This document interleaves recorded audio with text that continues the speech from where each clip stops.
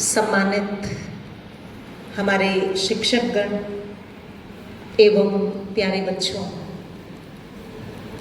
आज आप सभी के बीच में आके बहुत प्रसन्नता हो रही है। और सबसे पहले मैं विद्यालय परिवार का, हमारे आदरणीय बहन जी का विशेष धन्यवाद करना चाहूँगी, जो आप सबके मध्य एक विशेष टॉपिक को लेकर के आने का सुअवसर प्रदान किया। आज हम एक ऐसे विषय को लेकर के आए हैं जो हम सबके पर्टिकुलर जीवन के लिए, हमारे परिवार के लिए, समाज के लिए और हमारे पूरे राष्ट्र निर्माण के लिए महत्वपूर्ण विषय है। और वो सामने हम देख रहे हैं बैनर के ऊपर, नशा मुक्त प्रतिज्ञा महाअभियान। प्यारे बच्चों, अभी 2 अगस्त को देश के माननीय प्रधानमंत्री जी नरेंद्र मोदी जी ने इस अभियान का उद्घाटन अपने वर्चुअल कन्वर्सेशन के माध्यम से, वीडियो कॉन्फ्रेंसिंग के माध्यम से इस अभियान का उद्घाटन किया। और प्रजापिता ब्रह्मा कुमारी ईश्वरीय विश्वविद्यालय, जो एक आध्यात्मिक शिक्षण संस्थान है, एक विशाल वट वृक्ष की भांति फैला हुआ है। इस विद्यालय का उद्देश्य चरित्र निर्माण, आध्यात्मिक विकास, मूल्य शिक्षा और राजयोग मेडिटेशन के माध्यम से एक सकारात्मक जीवन शैली जीना सिखाता है। इस विद्यालय का उद्देश्य मन को बदलना, मन में पॉजिटिविटी को इंक्रीज करना, क्योंकि जब मन बदलता है तो व्यक्ति बदलता है, विचार बदलता है, जीवन बदलता है। और जब जीवन बदलता है तो परिवार और समाज, राष्ट्र को बदलने के हम निमित्त बन जाते हैं। इसीलिए ब्रह्मा कुमारीज ने भारत सरकार के सामाजिक न्याय एवं अधिकारिता मंत्रालय और गृह मंत्रालय के नारकोटिक्स कंट्रोल ब्यूरो के साथ एक मेमोरेंडम ऑफ अंडरस्टैंडिंग स्थापित किया हुआ है।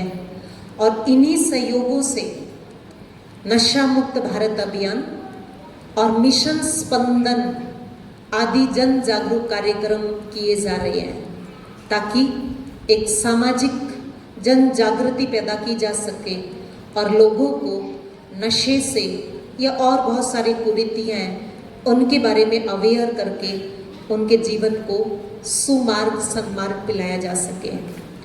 इसी नशा मुक्त भारत अभियान को एक विशाल रूप देने के लिए ब्रह्मा कुमारीज ने एक लक्ष्य लिया है कि 6 अगस्त से 20 अगस्त तक हम भारत से 10 करोड़ लोगों को नशा मुक्ति की जागृति दिला करके, उसको अवेयरनेस क्रिएट करके और प्रतिज्ञा दिलाएंगे कि हम जीवन में हमेशा सतर्क रहेंगे, सजग रहेंगे और नशे के कुप्रभाव में हम नहीं आएंगे।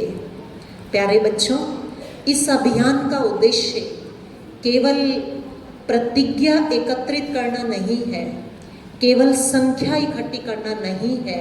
इस अभियान का उद्देश्य है ऐसे सशक्त नागरिक पैदा करना, ऐसे महान युवा पैदा करना जो अपने जीवन को चरित्रमान बना करके आत्मनियंत्रण के साथ आत्मशक्ति को जागृत करके जो देश को सशक्त बना सके, स्वर्णिम बना सके, ऐसे युवाओं का, ऐसे आप जैसे महान आत्माओं को जागृत करके और उनके अंदर वो मनोबल पैदा करना है।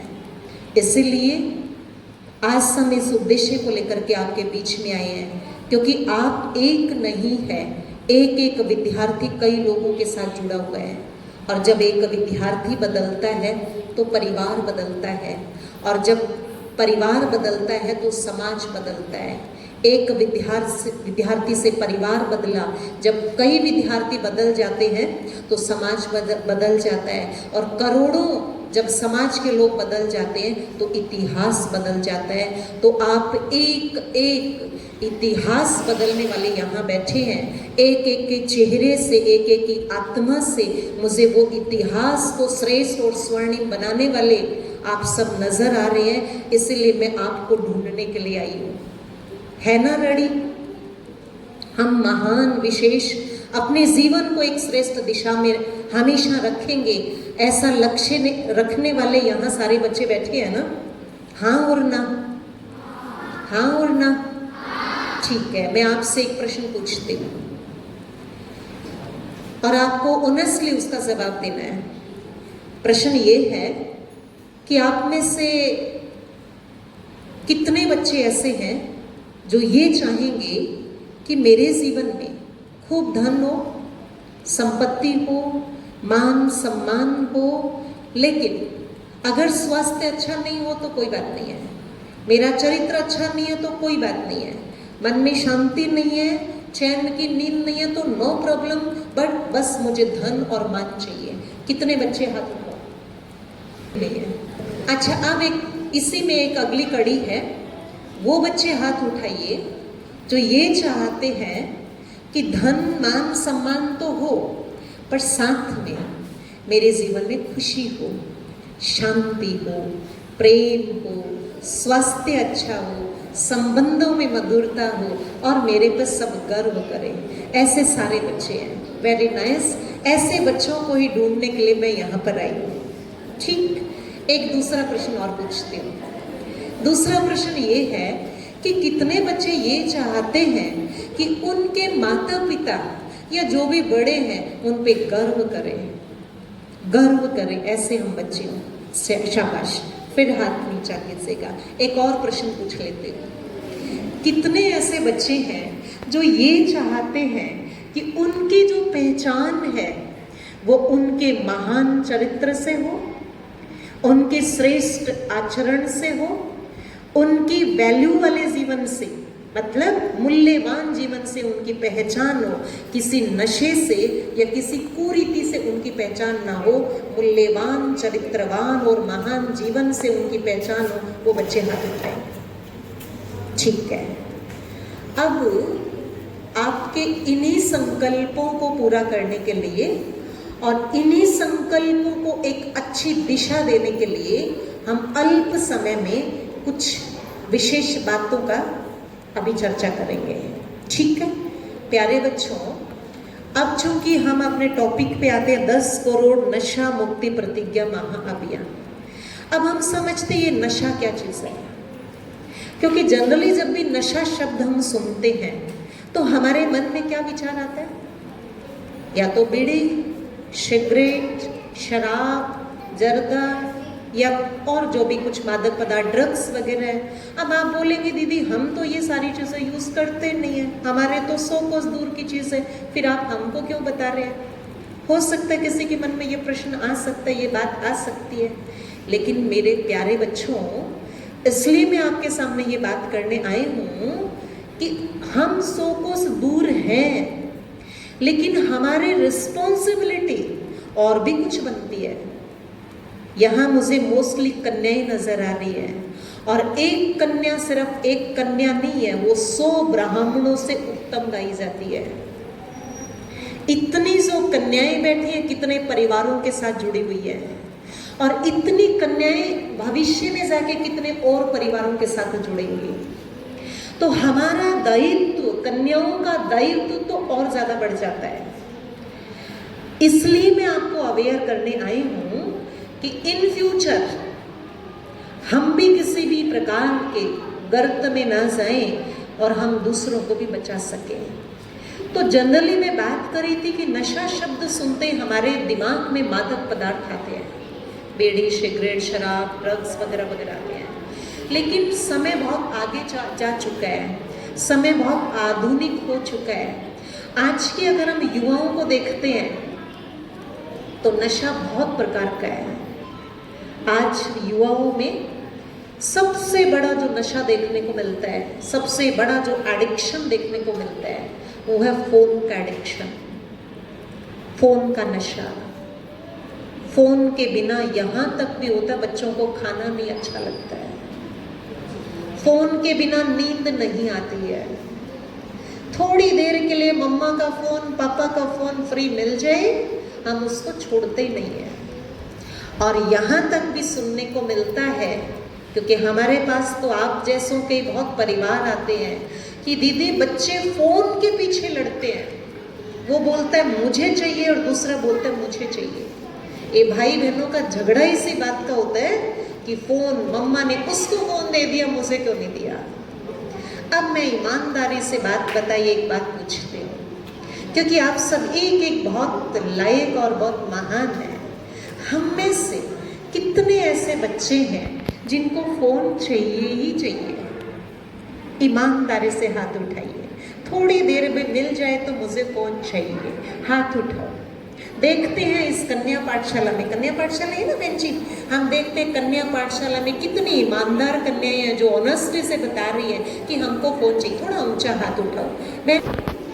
हाँ, शर्म मत कीजिए, मैं आपको डांटने वाली नहीं हूँ, पर मैं आपको एक विधि बताने वाली हूँ, तरीका बताने वाली हूँ। और उठाइए, और भी है, मुझे पता और भी है। चलो ठीक है, हाथ नीचे किसी। एक फोन का एडिक्शन एक जनरल एडिक्शन बनता जा रहा है आज के युवाओं में, और केवल बच्चों में नहीं, केवल बच्चों में नहीं, बड़ों के अंदर भी इतना फोन का एडिक्शन बढ़ता जा रहा है, जो बात मत पूछो। अभी आई थिंक दिसंबर या जनवरी के आसपास की बात है, मैं कोई ट्रेन में ट्रैवलिंग कर रही थी और मेरे सामने वाला जो रिजर्वेशन वाली जो सीट थी उसमें एक बहन आकर के बैठे, अच्छी एक युवा लेडी आकर के बैठे। उनके हाथ में एक छोटा बच्चा था, अपनी गोद में, इन द सेंस हाथ का मतलब गोद में छोटा बच्चा था। जैसे ही बहन अपनी सीट पे आके बैठती है, वो अपना फट से फोन निकालती है, वो क्या देख रही है, देखे जा रही है, चलाई जा रही है, स्क्रीन को चलाई जा रही है, और उसको ये होश नहीं है कि उसका बच्चा जो गोद में है वो क्या कर रहा है, क्या नहीं कर रहा है। धीरे धीरे वो बच्चा थोड़ा उसके गोद से फिसलता जा रहा था। बहुत छोटा बच्चा था, सर्दी का मौसम था, उसके पाँव भी जो उन्होंने उड़ा रखा था, कपड़ा जो डाला हुआ था उससे बाहर निकलते जा रहे हैं। धीरे धीरे वो बच्चा ऐसे लुढ़कते लुढ़कते उसके गिरने की स्थिति में उठा है। कुछ देर मैंने अपने आप को कंट्रोल किया कि कोई बात नहीं, उसकी माँ है, संभाल लेगी, माँ है, अपने आप संभाल लेगी। लेकिन स्थिति ऐसी थी, माँ इतना उस फोन में खोए हुए थे कि बच्चे को, मुझे लगा अब ये बचने वाला नहीं है। मैंने कहा बहन जी थोड़ा देखिए, अपने बच्चे को भी संभालिए। तो वो ऐसे चौंक करके उठ के अपने बच्चे को संभाले। ये एडिक्शन है हर व्यक्ति के अंदर, छोटा है, बड़ा है। मैं अक्सर करके बच्चों से पूछती हूँ, उनके पेरेंट्स आते, दीदी आप इनको बताओ ना, फ़ोन को इतना ज़्यादा ना देखे, थोड़ा ही उनको सिखाओ। मैं पूछती हूँ बच्चों से, बेटा क्या देखते हो फ़ोन में? आपसे पूछ रही हूँ, क्या देखते हो फ़ोन में? गेम खेलते हैं, यूट्यूब देखते हैं, शॉर्ट्स देखते हैं, कोई मूवीज़, कोई कुछ है ना।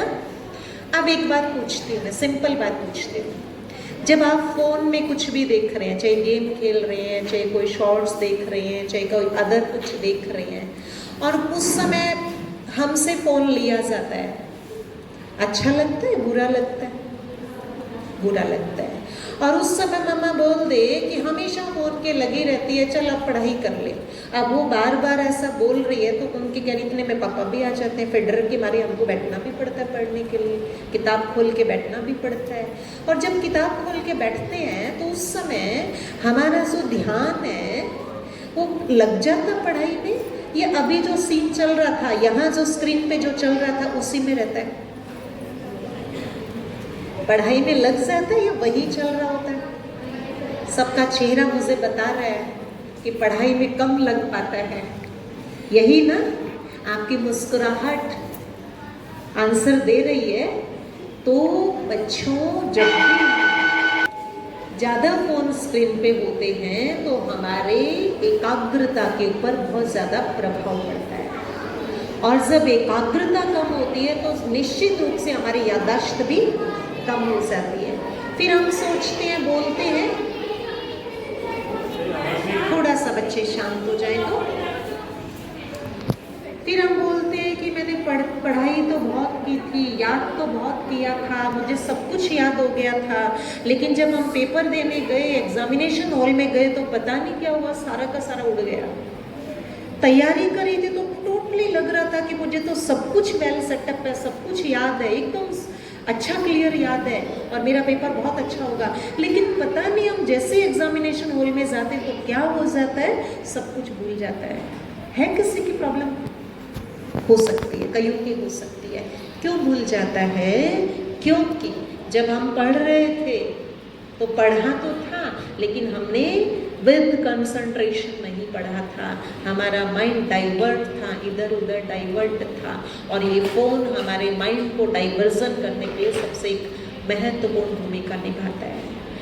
प्यारे बच्चों, मैं अक्सर करके एक बात कहती हूँ, नशा क्या चीज़ है? जब कोई भी आदत, कोई भी व्यवहार, कोई भी हमारी एक्टिविटी जब हमारे नियंत्रण में नहीं रहती है, जब वो हमको नियंत्रित करने लग जाती है, तो वो नशा बन जाता है, वो व्यसन बन जाता है। मेरा मन मेरे कंट्रोल में नहीं है, पर मेरा मन मुझे कंट्रोल कर रहा है, तो वो नशा या आदत बन जाती है। वो किसी भी चीज़ का हो सकता है, किसी को चाय का भी हो सकता है, किसी को सिगरेट, शराब, बीड़ी का भी हो सकता है, किसी को फ़ोन का भी हो सकता है, किसी को किसी से बात करने का भी हो सकता है, किसी को फैशन का भी हो सकता है, किसी को दिखावे का भी हो सकता है, किसी भी प्रकार का हो सकता है। मतलब मेरा ध्यान बार बार यदि किसी दिशा में जा रहा है, मुझे पता है कि वो ठीक नहीं है, मुझे पता है इससे मेरा जो एनर्जी है वो लॉस हो रही है, पता है मेरा टाइम वेस्ट हो रहा है, लेकिन फिर भी वहाँ से अपने मन को यदि हटा नहीं पाते हैं, हम अपने कंट्रोल में अपने मन को नहीं रख पाते हैं, तो वो नशा या व्यसन बन जाता है। इसलिए प्यारे बच्चों, नशा कोई बुरी चीज़ नहीं है, लेकिन नशा अगर दिशा गलत उसकी है तो वो बुरा बन जाता है। इसलिए नशा करना, अपने सपनों का नशा कीजिएगा, अपनी मेहनत का नशा कीजिएगा, अपने टारगेट को डिसाइड करके, अपने लक्ष्य को डिसाइड करके मुझे इस लक्ष्य को प्राप्त करना है, वो नशा कीजिएगा। वही नशा जब एक पॉजिटिव दिशा में चलने लग जाता तो जीवन को नीचे से ऊंचा उठाने वाला बन जाता है, और वही नशे की जो दिशा है वो थोड़ी नेगेटिव हो जाती है, तो ऊंचे उठे हुए जीवन को भी नीचे गिराने के निमित्त बन जाता है। इसलिए नशा तो करना है, लेकिन अच्छा बनने का नशा करना है, राष्ट्र निर्माण का नशा करना है, जीवन को चरित्रवान बनाने का नशा करना है, औरों के लिए मोटिवेशन करने वाला नशा करना है, तो वो नशा जीवन को ऊंचा बढ़ाने वाला बन जाता है। और दूसरी बात है, जो व्यसनों के नशे में जाते हैं, मादक पदार्थों के नशे में जो चले जाते हैं, मैं आपको एक सीक्रेट बात बताती हूँ, आपको इन फ्यूचर ध्यान रखना है, और आपके और भी, क्योंकि जो बहनें हैं, कन्याएं हैं, लेडीज़ हैं, आज के समय में तो बहुत ऐसे जा रही हैं, लेकिन फिर भी कम जाती है, मादक पदार्थों के नशे में कम जाती है, पर बहनों के साथ बहुत भाई भी जुड़े होते हैं। इसलिए हमारी ड्यूटी हमको उनको भी बचाना है। मादक पदार्थों के नशे की शुरुआत कहाँ से होती है? किसी छोटे छोटे कारण होती है। किसी के लिए कोई वर्क प्रेशर हो सकता है, किसी के लिए कोई फेलियर हो सकता है, किसी के लिए कोई तनाव की स्थिति हो सकती है, किसी के लिए कोई अनिद्रा है वो स्थिति हो सकती है, किसी के लिए दिखावे की स्थिति हो सकती है, किसी के लिए सोशल मीडिया का प्रभाव हो सकता है, और किसी के लिए कोई दुखद घटना हो सकती है, और किसी के लिए कोई साथियों का दबाव हो सकता है। लेकिन मोस्टली अगर देखा गया है, जो युवा पीढ़ी जो व्यसनों के जाल में फंसती है, वो एक दूसरे से दिखावा और दबाव की वजह से फंसती है। हमारे पास मेडिटेशन सीखने के लिए बहुत लोग आते हैं, और जो व्यसनी आते हैं, जो शराब के एडिक्टेड होते हैं, सिगरेट के या दूसरे मादक पदार्थों के एडिक्टेड होते हैं, वो जब सुनते हैं कि यहाँ जाने से, मेडिटेशन सीखने से, एक सकारात्मक जीवन शैली सीखने से हम नशे से मुक्त हो जाएंगे, और लाखों लोग अपने यहाँ ब्रह्मा कुमारी में आकर के एक सात्विक जीवन शैली को अपना के नशे से मुक्त हुए हैं, जब उनसे पूछते हैं कि आपने ये शुरुआत कहाँ से की थी, तो मोस्टली एक ही जवाब मिलता है कि दोस्तों के दबाव की वजह से। कैसे दबाव की वजह से? दोस्त बोलते यार कुछ नहीं फर्क पड़ता है, एक बार टेस्ट करके देख लीजिएगा, एक बार में कुछ नहीं फर्क पड़ने वाला है। और इतना ही नहीं, वो बताते दीदी यहाँ तक बोलते थे, अरे यहाँ तेरा कोई पैसा थोड़ी खर्च हो रहा है, हम दे रहे ना।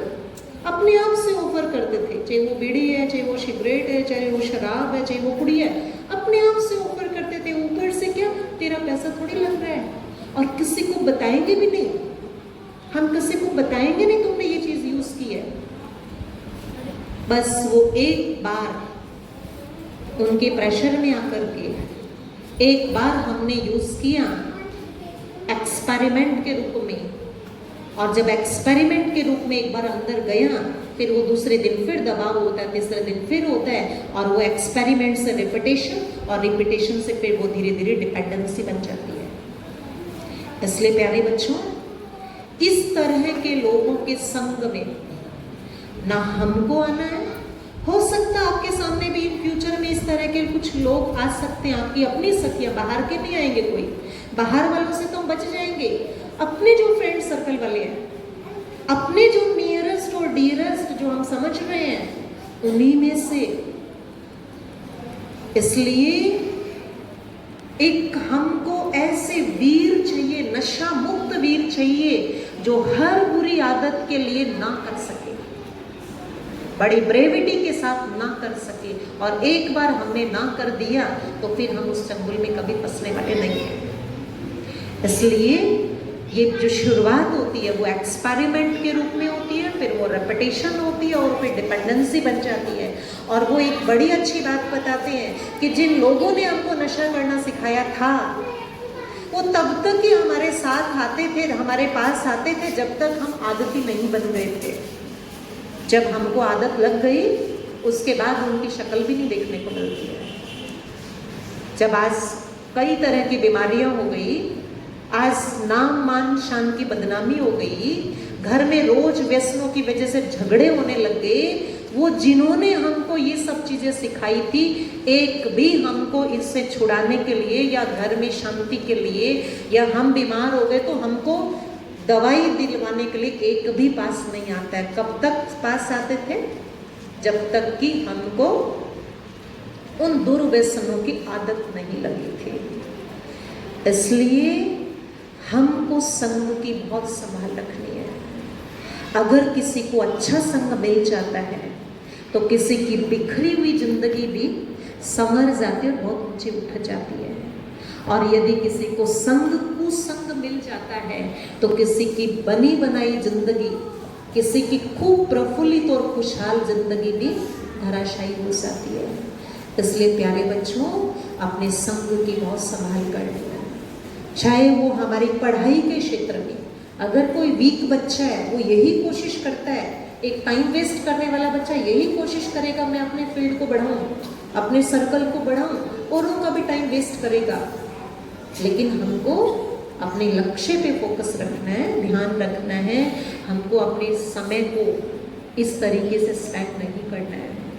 तो हम ये चाहते हैं कि आज हम नशा मुक्त वीर हैं, जो खुद भी नशा मुक्त रहेंगे, चाहे वो फोन का नशा है, चाहे वो फैशन का नशा है, चाहे वो टीवी देखने का नशा है, चाहे वो दिखावे का नशा है, चाहे वो इन फ्यूचर में या कोई आपके घर परिवार में भी कोई मादक पदार्थों का भी नशा करता है, उनको भी हम नशे से मुक्त करने वाले वीर बनेंगे।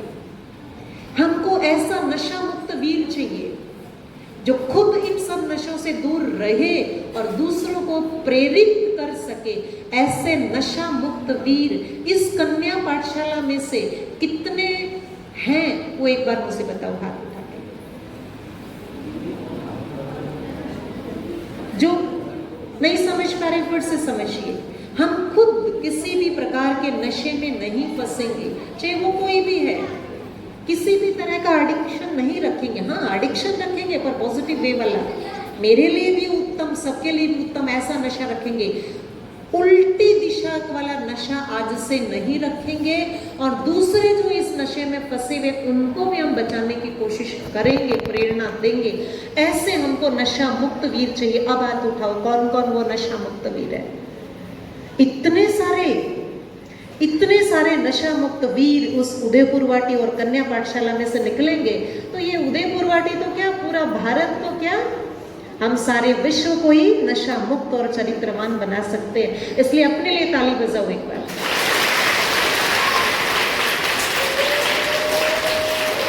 और आज हम आपको एक टाइटल देते हैं, कन्या पाठशाला वाले सारे हैं नशा मुक्त वीर। बोलो मैं कौन? नशा मुक्त वीर। ठीक है ना? तो ऐसे वीरों को हम सैल्यूट करते हैं, सलाम करते, प्रणाम करते हैं, और नशा मुक्त वीर हमको बन करके रहना है। ठीक है? अब एक इंपॉर्टेंट बात बताती हूँ। अगर आपके संपर्क वाले, परिवार वाले, रिश्ते वाले या आपके जानकार यदि कोई दुर्व्यसनों में फंसा हुआ भी है, हम तो अलर्ट रहेंगे, लास्ट तक आजीवन अलर्ट रहेंगे, लेकिन जो फंस चुके हैं, जो डूब चुके हैं, उनके लिए मैं एक तरीका बताती हूँ। आप कोई भी ऐसा व्यक्ति हो, एक बार मुझसे जरूर मिला देना। ब्रह्मा कुमारी सेवा केंद्र है, घूम चक्कर उदयपुर, ये अपना बड़ौदा बैंक के ऊपर सेवा केंद्र है। हम लोग मन को सशक्त बनने का तरीका बताते हैं। प्यारे बच्चों, ये सारी चीजें जीवन में कब आती है? जब मन कमजोर होता है। जितना मन कमजोर होता है उतनी परिस्थिति का प्रभाव हमारे जीवन पे जल्दी पड़ जाता है। ये जितनी भी उल्टी आदतें हैं वो सिर्फ एक कमजोर मन की वजह से है। जब हमारा मनोबल बढ़ जाता है, मनोबल इंक्रीज हो जाता है, मनोबल पावरफुल बन जाता है, तो परिस्थिति हम पे किसी भी तरीके से हावी नहीं हो सकती है, चाहे वो कितनी भी बड़ी परिस्थिति बड़ी हो।